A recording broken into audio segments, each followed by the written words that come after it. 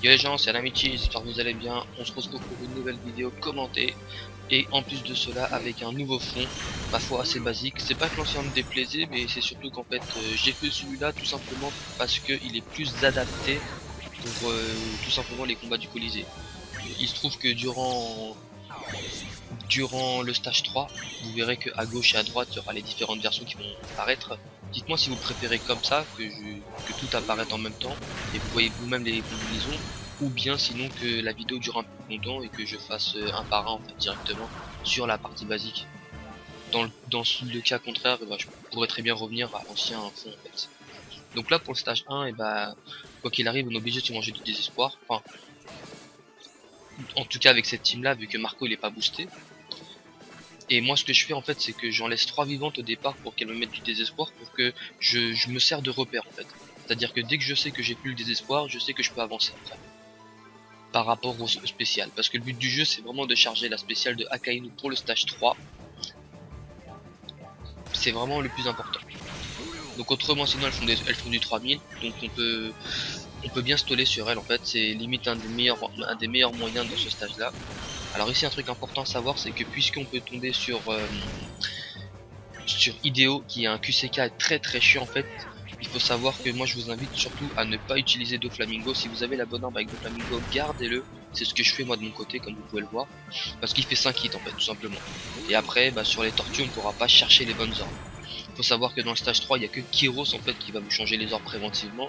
Donc dans le cas où vous tombez sur IDEO, bah, il faut absolument que vous gardez au moins les bonnes armes. C'est pour ça que de mon côté vous verrez tout le temps que j'utilise que les personnages qui ont 4 hits. Donc ça c'est vraiment important pour entamer bien le stage 3 en tout cas, parce que vraiment sur ce colisée là, le colisée de Chinjao, il est vraiment galère au niveau du stage 3.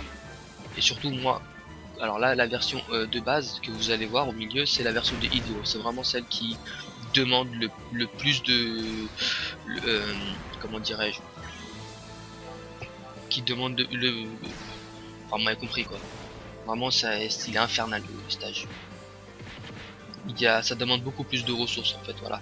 C'est complètement différent par rapport aux autres versions et vous allez le voir de toute façon, donc ça va être bientôt.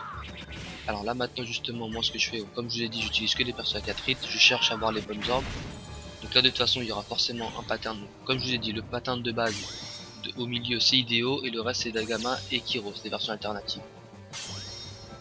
Donc ce qui se passe c'est que je vais vous expliquer, par rapport à Dagama j'utilise Akainu directement, parce qu'en fait il fait des gros dégâts directement, donc comme ça je peux entamer pas mal la barre d'adversaire de tous ceux qui sont à côté. Et en plus de ça je commence déjà à enlever de la vie à Dagama. Dagama si vous le tuez pas au deuxième tour il va faire que les autres réapparaissent encore si vous avez tué d'autres gens, donc faites attention. Et pour Kyros en fait moi j'utilise le premier coup. Alors Kyros c'est un peu spécial, c'est à dire qu'il faut vraiment que vous adaptez vous par rapport aux orbes que vous avez, vu que lui il change des orbes en plus de ça. Si vous avez des bonnes orbes vous pouvez très bien mettre le premier tour, vous balancez la max et après vous prenez la spéciale d'Akainu. Autrement sinon vous encaissez un petit coup, c'est pas très grave. Après dans tous les cas lui tout ce qu'il fait c'est réduire les dégâts la première fois, il vous fera du 11 000 et après ce sera bon. Pour IDEO par contre, comme vous le voyez, c'est vraiment là, c'est devient plus compliqué parce que je suis obligé de claquer Doflamingo avec cette team là en tout cas. Et au moins cette team là elle passe garantie sur les 3 versions. C'est ça qui est vraiment bien.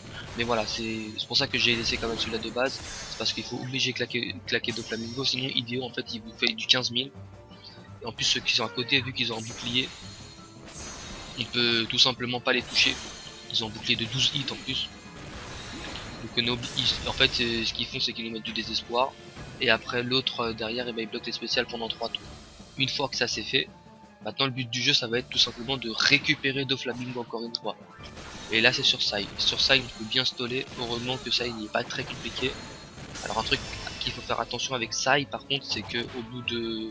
C'est même pas quand il commence à tomber par terre, c'est encore après. C'est à la fin de la barre de sa vie. Il fait une attaque qui enlève 1 million et quelques. Bon, pas moyen de survie forcément. Et là voilà, là tout ce qu'il faut faire pour Sai c'est juste... Sai il va augmenter progressivement son attaque à chaque fois. Et tant que vous l'emmenez pas à la fin de sa vie, il fera juste des 4000, des 5000, des 6000, etc. Donc moi le but du jeu là voilà, c'est de faire des dégâts tout en essayant de récupérer de la vie. pour essayer justement de récupérer la spéciale de Doflamingo. Et vous êtes obligé de toute façon.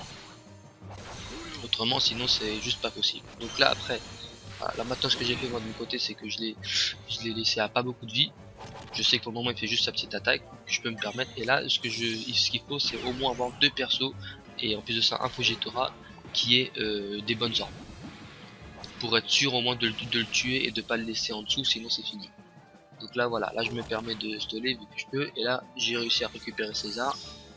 Donc ce que je vais faire, c'est que voilà, c'est là où j'utilise un des Fujitora pour vraiment tout simplement être sûr de le tuer. J'utilise Marco aussi parce que savoir que Chinjao va bloquer les spéciales de 4 de vos persos, et si c'est Marco, bah, vous avez pas moyen de survie après. Donc c'est mieux, il faut surtout utiliser Marco dès le départ, enfin dès la fin de Sai.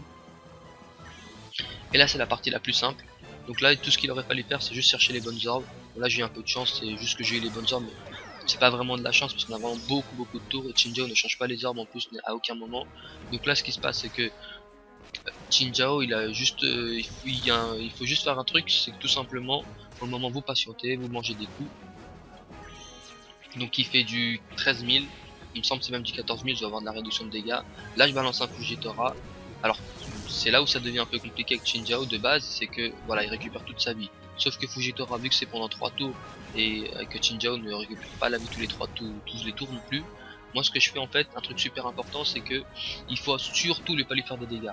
Parce qu'en dessous, en dessous de 50%, Chinjao va augmenter son attaque. Et là, et bah, vous l'avez un peu dans le cul parce qu'en fait, il vous fait 28 000, un truc comme ça, quoi. Donc là, voilà, Chinjao après 2 tours, il remet la paralysie et il rebloque les spéciales pendant 2 tours. Là, voilà, moi j'ai utilisé Fujitora. Comme je l'ai dit, surtout ne faites pas de dégâts, juste cherchez les bonnes orbes. Ça va faire en sorte que Chinjao fasse toujours du 14 000 en fait. Ça tombe pile en fait. Et une fois que c'est fait, une fois qu'on a les bonnes orbes, bah là, il n'y a plus qu'à balancer la max. Donc j'ai utilisé Doflamingo, César. Vous pouvez très bien prendre Shiki de base, hein, mais disons que c'est surtout si je tombe sur Hideo que j'ai César moi de mon côté, et Akainu aussi. Et voilà comment faire donc le Colisée de Chinjao avec une team Fujitora garantie. Qui plus est par la suite, donc je vous informe en même temps qu'il y a aussi la vidéo de Shanks qui arrive. Cette team fait aussi Shanks, donc c'est ça qui est vraiment cool. Si vous avez les persos, n'hésitez pas à le farmer. Voilà, j'espère que ça vous a plu. Sur ce, moi je vous dis à bientôt. Ciao à tous.